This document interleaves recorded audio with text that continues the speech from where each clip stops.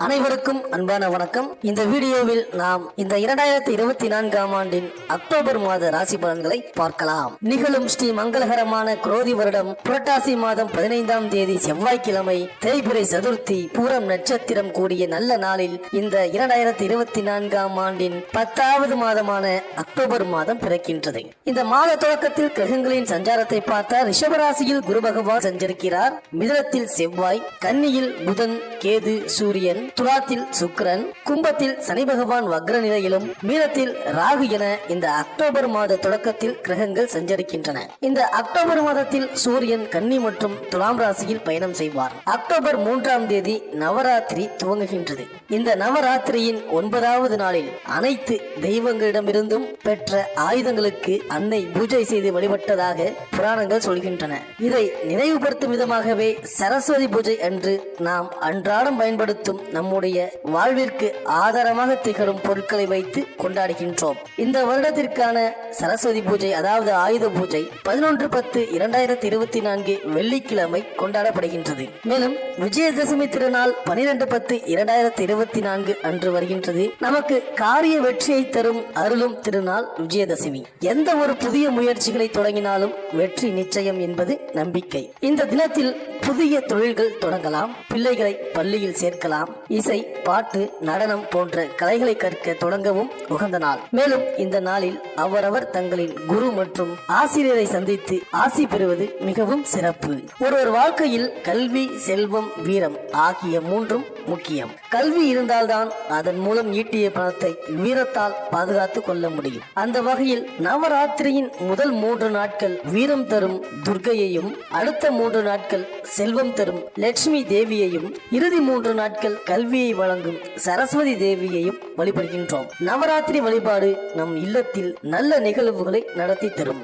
சரஸ்வதி பூஜை என்று கலைவாணியை வழிபட்டால் கல்வி செல்வம் கிடைக்கும். அதற்கு மறுநாள் விஜயதசமி அன்று அம்பிகையை வழிபட்டு புதிய முயற்சிகளை மேற்கொண்டால் அது வெற்றியாக முடியும். மேலும் இந்த மாதம் முழுவதும் குருவும் சனியும் வக்ரகதியில் சஞ்சரிக்கின்றார்கள்.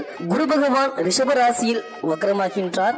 சனி பகவான் கும்பராசியில் வக்ரகதியில் சஞ்சரிக்கின்றார். அக்டோபர் 6ஆம் தேதி புதன் துலாம் ராசிக்கு பயிற்சியாகின்றார். அக்டோபர் 14ஆம் தேதி சுக்கிரன் விருச்சிக ராசிக்கு பயிற்சியாகின்றார். அக்டோபர் 18ஆம் தேதி சூரியன் கன்னி ராசியிலிருந்து துலாம் ராசிக்கு பயிற்சியாகின்றார். அக்டோபர் 23ஆம் தேதி செவ்வாய் மிதுன ராசியிலிருந்து கடகராசிக்கு பயிற்சியாகின்றார். அக்டோபர் 25ஆம் தேதி புதன் விருச்சிக ராசிக்கு பயிற்சியாகின்றார். இந்த கிரகங்களின் சஞ்சாரம் மற்றும் மாற்றத்தினால் உங்கள் ராசிக்கு என்னென்ன பலன்கள் கிடைக்கப் போகின்றது, நீங்கள் செய்ய வேண்டிய பரிகாரங்கள் என்ன என்று இந்த வீடியோவில் பார்க்கலாம்.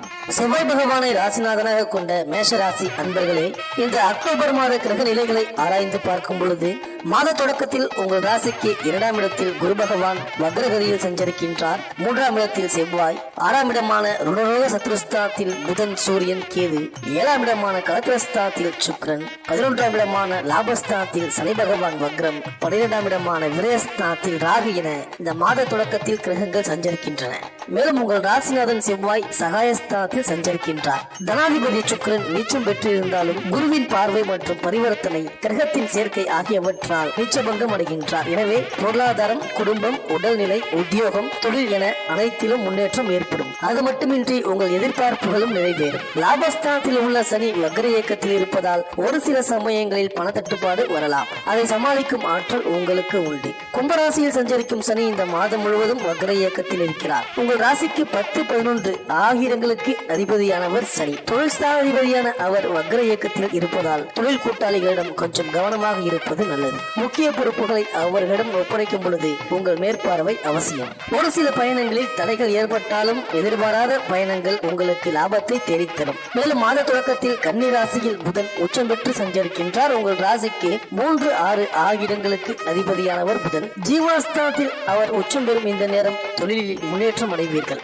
உத்தியோகத்தை பொறுத்தவரை உயர் பதவி, ஊதிய உயர்வு கிடைக்கும். அண்ணன் தம்பிக்குள் இருந்த கருத்து வேறுபாடுகள் மறையும். இதனால் வரை பலமுறை பஞ்சாயத்து செய்து முடிவுக்கு வராத பாக பிரிவினை இப்பொழுது முடிவடையும். தொழிலை விரிவு செய்வதற்காக கேட்ட இடத்தில் கடன் உதவி கிடைக்கும். மேலும் அக்டோபர் 6ஆம் தேதி துலாம் ராசி ராசிக்கு புதன் செல்கிறார். அங்கு சுக்கிரனோடு இணைந்து புத சுக்கிர யோகத்தை உருவாக்குகிறார். எனவே பொருளாதார நிலை உச்சம் பெறும். புதிய தொழில் தொடங்கும் திட்டங்கள் நிறைவேறும். உத்தியோகத்தில் உள்ளவர்களுக்கு உயர் அதிகாரிகளின் ஆதரவு கிடைத்து தேவையான சலுகைகளை பெறுவீர்கள். வெளிநாட்டில் இருந்து வரும் அழைப்புகள் ஆச்சரியத்தை ஏற்படுத்தும். நீங்கள் எடுத்த முயற்சிகள் எல்லாவற்றிலும் வெற்றி கிடைக்கும் நேரம் இது. மேலும் மாத தொடக்கத்தில் சுக்கிரன் துலாம் ராசியில் சஞ்சரிக்கிறார்.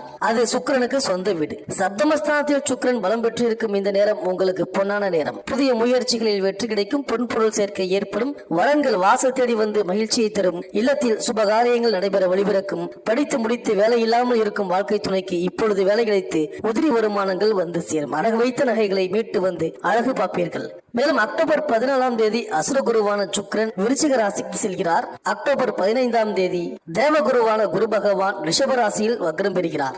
வலிமையான பகை கிரகங்களில் ஒன்று வலிமை இழப்பது யோகம்தான். எனவே இந்த காலத்தில் உங்கள் எண்ணங்கள் நிறைவேறும். வாங்கிய கடனை கொடுத்து மகிழ்வீர்கள். உங்கள் வளர்ச்சிக்கு மாற்று இனத்தவர்கள் உறுதுணையாக இருப்பார்கள். தேங்கி நின்ற காரியங்கள் சுறுசுறுப்பாக நடைபெறும்.